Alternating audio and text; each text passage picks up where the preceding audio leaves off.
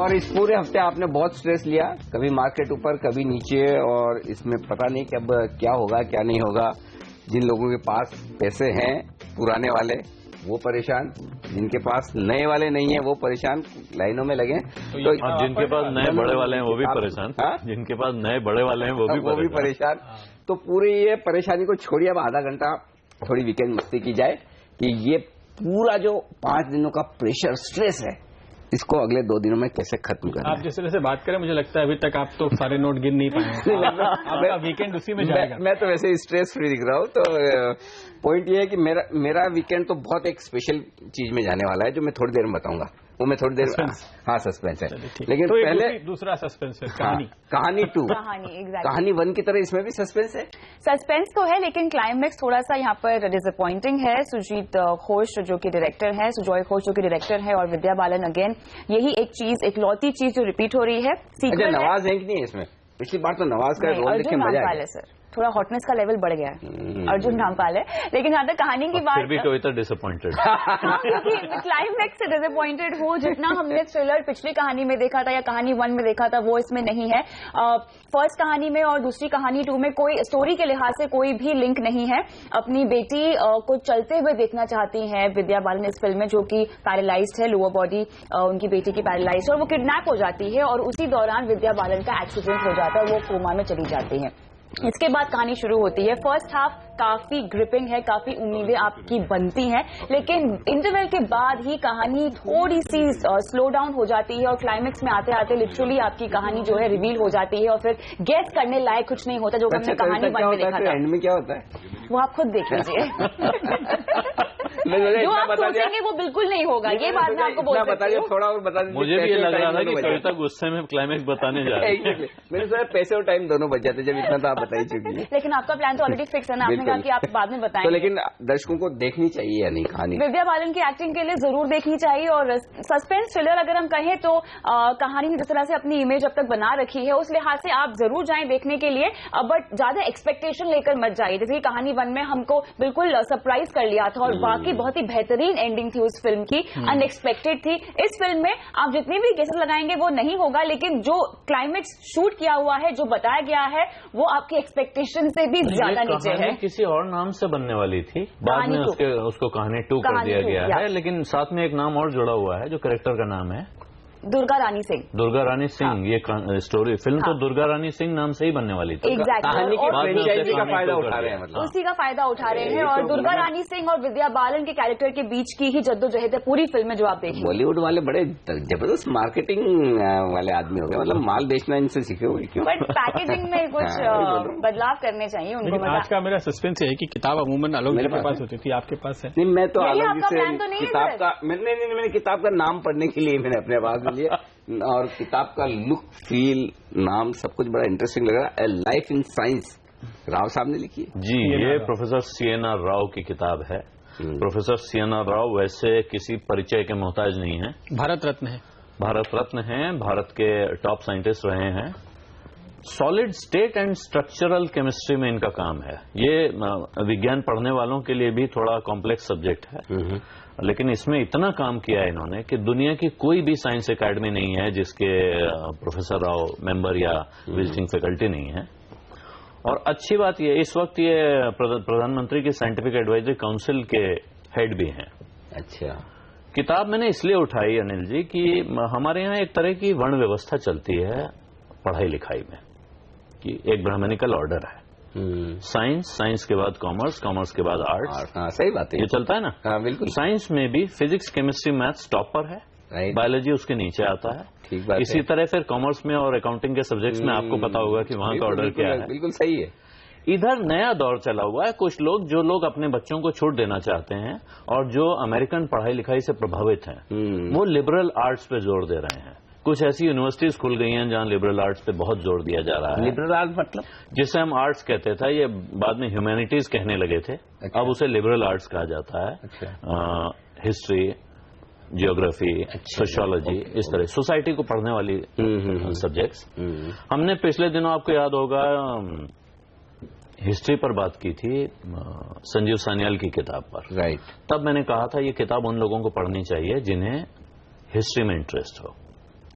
Professor Rao की किताब इसलिए बहुत इंटरेस्टिंग है कि केमिस्ट्री सब्जेक्ट्स के टॉप ऑर्डर में आती है, लेकिन इसके बावजूद ये किताब ये समझाने का प्रयास करती है कि किसी आदमी को विज्ञान क्यों पढ़ना चाहिए, साइंस क्यों पढ़नी चाहिए। एक तरह उनकी अपनी जीवनी है, उन्होंने अपनी जिंदगी की अच्छी भली कहानी इसमें लिखी है। शुरू से होते हैं, जहां वो कहते हैं शुरुआत में इनोसेंस के साथ शुरुआती जिंदगी, जहां सपने होते हैं, मासूम सपने होते हैं। आपको साइंस में कुछ बहुत सारे सपने दिखते हैं कि ये साइंटिस्ट बनकर मैं ये कर लूंगा। उसके बाद साइंस बहुत डिफिकल्ट सब्जेक्ट है, मैंने पढ़ा है इसलिए बता। साइंस एक समय पे अचानक बहुत डिफिकल्ट हो जाती है। अगर आप बहुत गहराई से नहीं घुसे हुए हैं, थोड़ा बहुत दिमाग इधर उधर होता है जैसे मेरे होता है, तो फिर वो अचानक बहुत सारे सब्जेक्ट समझ में आने बंद हो जाते हैं। तो वो बहुत स्ट्रगल पढ़ाई में होता है। इसके बाद साइंस के फील्ड में जहां करियर में जाते हैं, वहां भी वो स्ट्रगल बढ़ता जाता है। और जिस दौर में राव साहब ने काम किया है, उसमें स्ट्रगल, लिमिटेड रिसोर्सेज, दुनिया के साथ मुकाबला, तमाम तरह की परेशानियों का जिक्र उन्होंने किया है। और साइंटिस्ट के बारे में मशहूर है, हमारे बॉम्बे में तो मशहूर प्रोफेसर भूलाभाई देसाई के नाम पर एक रोड है, राइट। उनके बारे में बहुत सारे चुटकुले चलते हैं, जैसे आइंस्टाइन के बारे में चलते थे कि आइंस्टाइन ने घर में 2 छेद करवाए दरवाजे में। एक बिल्ली रहती थी उनके, जो आने जाने के लिए दरवाजे में एक छेद होता है, बिल्ली आती जाती है। बिल्ली ने बच्चे दिए तो उन्होंने कहा भाई बाजू में एक छोटा छेद और कर दो। बड़े ने पूछा क्यों, तो बोले बच्चे कहां से जाएंगे, तो उन्होंने कहा बच्चे बड़े छेद से निकल जाएंगे।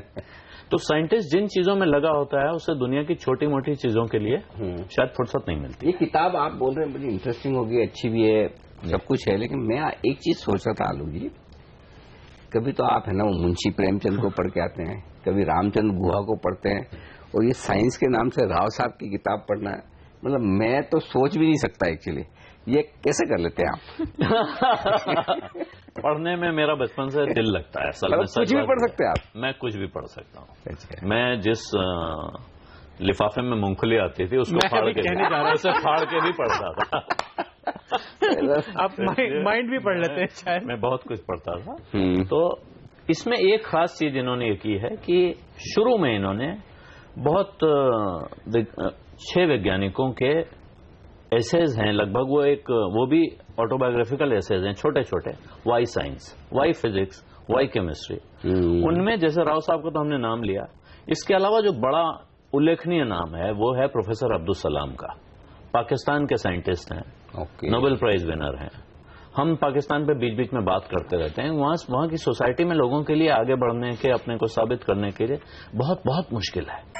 उसमें एक आदमी इस दर्जे की साइंस को परस्यू करता है कि वो दुनिया में, और अब्दुल सलाम बहुत ही इज्जत के साथ नाम लिया जाता है पूरी दुनिया में साइंस में। वो हैं ऐसे 6 लोगों के इसमें कथ्य हैं कि विज्ञान क्यों पढ़ा जाए। इसके बाद इन्होंने अपनी कहानी लिखी है, 3 दौर हैं उसमें अलग अलग। यहां तक कि रिटायरमेंट के बाद वो कैसे रिलैक्स हो गए हैं वो भी है।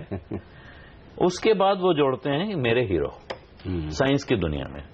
इन्हें पढ़कर बीच बीच में मुझे थोड़ा अपना बचपन याद आ गया। वो नाम आए जो हमने बचपन में अपनी किताबों में पढ़े थे। सीवी रामन हैं, जगदीश चंद्र बसु हैं, जिनके बिना भारत में विज्ञान की कोई बातचीत पूरी नहीं होती है।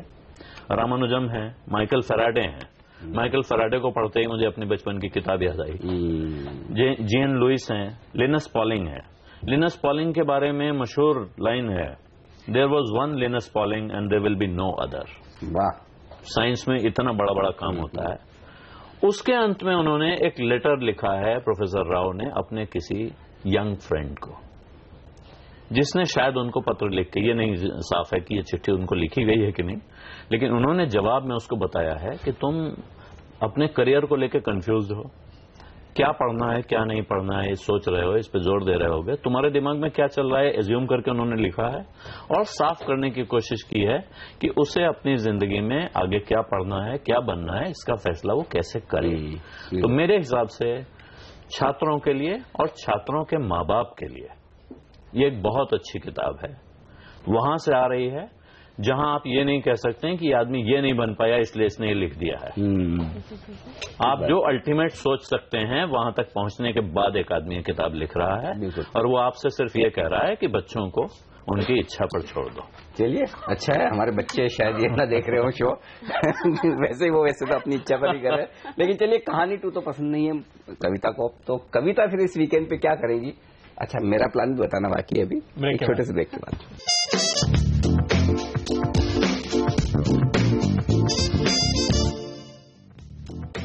तो आलोक जी का वीकेंड कैसा रहेगा ये तो अगले हफ्ते पता चलेगा। कौन सी पुस्तक पढ़ के आते हैं? प्रदीप जी ने अपना वीकेंड चालू कर दिया। देखिए, हाँ, ये कौन सी, यही वाली पढ़ रहे? आपने इतनी बात की, मैंने हाँ। पढ़ना शुरू कर दिया। अच्छा, अब वीकेंड समझ लेते हैं कविता जी का, क्योंकि कहानी 2 तो आप देखेंगे नहीं, बिल्कुल मना ही कर रही, तो फिर क्या करने वाली?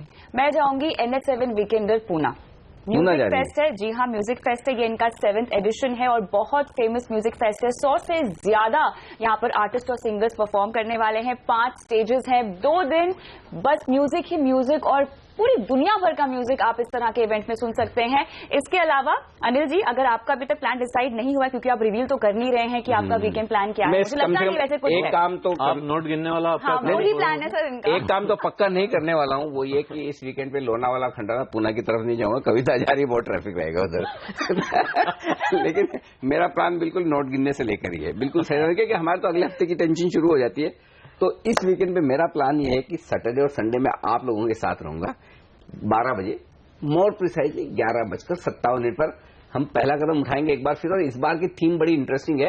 ये जो नोटबंदी हुई है, उससे आपका सोने में निवेश है तो क्या करें, प्रॉपर्टी में निवेश है तो क्या करें, किस तरह से आप कैशलेस हो जाएं, किस तरह से आप अपने पोर्टफोलियो को बदलें, फिक्स इनकम, एफडीज, डेट के जो रेट्स नीचे आ रहे हैं, ऐसी सिचुएशन में पोर्टफोलियो क्या बनाना है। तो आप और हम साथ में 12 बजे शनिवार रविवार को वीकेंड मनाएंगे पहला कदम में।